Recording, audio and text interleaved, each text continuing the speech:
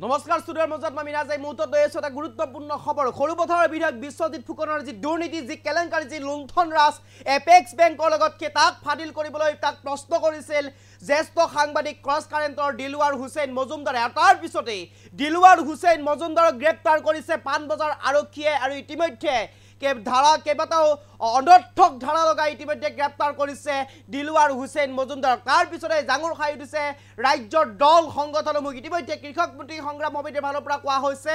বিশ্বজিৎ ফুকনৰ লুণ্ঠন ৰাজ থাকিবলৈ বিশ্বজিৎ ফুকনৰ কেলেংকাৰী থাকিবলৈ হিমন্ত বিশ্ব শৰ্মা নেতৃত্বাধীন শাসকীয় দলৰ বিজেপি বিধায়কৰ এনেধৰণৰ কেলেংকাৰীসমূহ ঢাকিবলৈ এক প্ৰকাৰ সাংবাদিককে এতিয়া গ্ৰেপ্তাৰ কৰিছে গৃহ বিভাগৰ আৰক্ষীয়ে এই মুহূৰ্তত খবিকাক লৈ কেনে চেষ্টা কৰিছো আপোনালোকৰ বাবে এই মুহূৰ্তৰ আটাইতকৈ গুৰুত্বপূৰ্ণ খবৰ বিশ্বজিৎ ফুকনৰ লুণ্ঠন ঢাকিবলৈ গ্ৰেপ্তাৰ কৰা হ'ল সাংবাদিক দিলৱাৰ হুছেইন মজুমদাৰক এই মুহূৰ্তৰ আটাইতকৈ গুৰুত্বপূৰ্ণ খবৰ এপেক্স বেংকৰ অধ্যক্ষ হিচাপে এফালৰ পৰা অৰ্থনৈতিক দুৰ্নীতি কৰিছে বিধায়ক বিশ্বজিৎ ফুকনে এই মন্তব্য কৃষক মুক্তি সংগ্ৰাম সমিতিৰ গণতান্ত্ৰিক ব্যৱস্থা এতিয়া এইখন চৰকাৰৰ দিনত নিখেষ হৈ গৈছে বুলি মন্তব্য কৃষক মুক্তি সংগ্ৰাম সমিতিৰ আৰু ইতিমধ্যে এপেক্স বেংকৰ যি দুৰ্নীতি সেই দুৰ্নীতিৰ বাবে বাতৰি পৰিৱেশন কৰি এই গ্ৰেপ্তাৰ হ'বলগীয়া হ'ল সাংবাদিক দিলৱাৰ হুছেইন মজুমদাৰ অসমৰ বাবে এয়া এক ভয়ংকৰ বাৰ্তা বুলি ইতিমধ্যে উল্লেখ কৰিছে কৃষক মুক্তি সংগ্ৰাম সমিতিৰ ফালৰ পৰা এই মুহূৰ্তৰ আটাইতকৈ গুৰুত্বপূৰ্ণ খবৰ মজুমদাৰক গ্ৰেপ্তাৰ কৰাক লৈ কৃষক মুক্তি সংগ্ৰাম সমিতিয়ে ইতিমধ্যে প্ৰতিক্ৰিয়া ব্যক্ত কৰিছে বিশ্বজিৎ ফুকনৰ যি লুণ্ঠন যি কেলেংকাৰী এই লুণ্ঠন আৰু কেলেংকাৰী থাকিবলৈ এতিয়া দিলৱাৰ হুছেইন মজুমদাৰক গ্ৰেপ্তাৰ কৰা পৰিলক্ষিত হৈছে এই মুহূৰ্তত আমাৰ হাতত মন্তব্য আছে কৃষক মুক্তি সংগ্ৰাম সমিতিৰ ফালৰ পৰা সেই মন্তব্য আপোনালোকক শুনাব বিচাৰিছো জ্যেষ্ঠ সাংবাদিক ক্ৰছ কাৰেণ্টৰ জ্যেষ্ঠ সাংবাদিক আৰু গুৱাহাটী প্ৰেছ ক্লাবৰ সহকাৰী সাধাৰণ সম্পাদক দিলৱাৰ হুছেইন মজুমদাৰ যাক আমি খুব ওচৰৰ পৰা জানো এগৰাকী সৎ সাহসিক নিৰ্ভীক নিৰপেক্ষ আৰু প্ৰকৃতাৰ্থত এগৰাকী সাংবাদিক আৰু এই সাংবাদিকগৰাকীক এই ধৰণেৰে আচলতে এক প্ৰকাৰৰ আক্ৰমণ কৰা হৈছে আৰু তেখেতক আচলতে এতিয়ালৈকে আবদ্ধ কৰি ৰাখি কোনো এগৰাকী শুভাকাংক্ষী আনকি অধিবক্তাকো তেখেতক লগ ধৰিবলৈ দিয়া হোৱা নাই আমাৰ এইটো এটা আশংকা যে হয়তো হিমন্ত বিশ্ব শৰ্মাৰ সোঁহাত সৰুপথাৰ বিধায়ক বিশ্বজিৎ ফুকনে যি অবাধ অৰ্থনৈতিক দুৰ্নীতি কৰিছে এপেক্স বেংকৰ অধ্যক্ষ হিচাপে গতিকে গোটেই দুৰ্নীতিক গাপ দিবৰ কাৰণে আচলতে মুখ্যমন্ত্ৰীৰ নেতৃত্বত গৃহ বিভাগৰ নেতৃত্বত আচলতে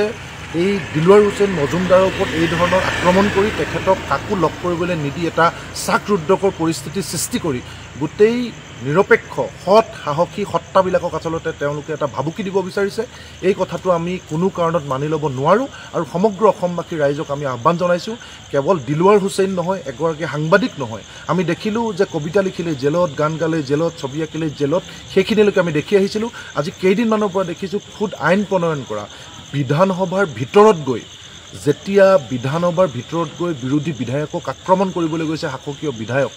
আৰু খুদ অধ্যক্ষ উপাধ্যক্ষ ডাঙৰীয়া নুমল মমিন ডাঙৰীয়াই বিধানসভাৰ ভিতৰৰ বিষয়ে এটা নিজেই গৈ দিছপুৰ থানাত গোচৰ দি আচলতে ভয় ভাবুকিৰ পৰিৱেশ বিধানসভাৰ ভিতৰলৈকে যি লৈ যোৱা হৈছে তাৰ জৰিয়তে আমি দেখিলোঁ যে সামগ্ৰিকভাৱে গণতান্ত্ৰিক ব্যৱস্থাটোক নিষেধ কৰিব বিচৰা হৈছে আৰু আজি দিলৱাৰ হুছেইনক কেৱল তেওঁ এটা মন্তব্য ল'বলৈ যোৱা অৱস্থাত যি ধৰণে তেখেতক ধৰি নি চোচৰাই আবদ্ধ কৰি ৰাখিছে এয়া সমগ্ৰ অসমীয়া ৰাইজৰ কাৰণে এটা সাংঘাতিক ধৰণৰ এটা বাৰ্তা সকলো ৰাইজকে আমি ওলাই আহিবলৈ আহ্বান জনাইছোঁ আৰু দিলৱাৰ হুছেইন মজুমদাৰক অনতি বিলম্বে যদি মুকলি কৰি নিদিয়ে তেতিয়াহ'লে ফিৰিঙতিৰ পৰা খাণ্ডৱ দাহ হ'ব অসমৰ এগৰাকী জ্যেষ্ঠ সাংবাদিক ক্ৰছ কাৰেণ্টৰ জ্যেষ্ঠ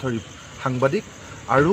গুৱাহাটী প্ৰেছ ক্লাবৰ সহকাৰী সাধাৰণ সম্পাদক দিলৱাৰ হুছেইন মজুমদাৰ যাক আমি খুব ওচৰৰ পৰা জানো এগৰাকী সৎ সাহসিক নিৰ্ভীক নিৰপেক্ষ আৰু প্ৰকৃতাৰ্থত এগৰাকী সাংবাদিক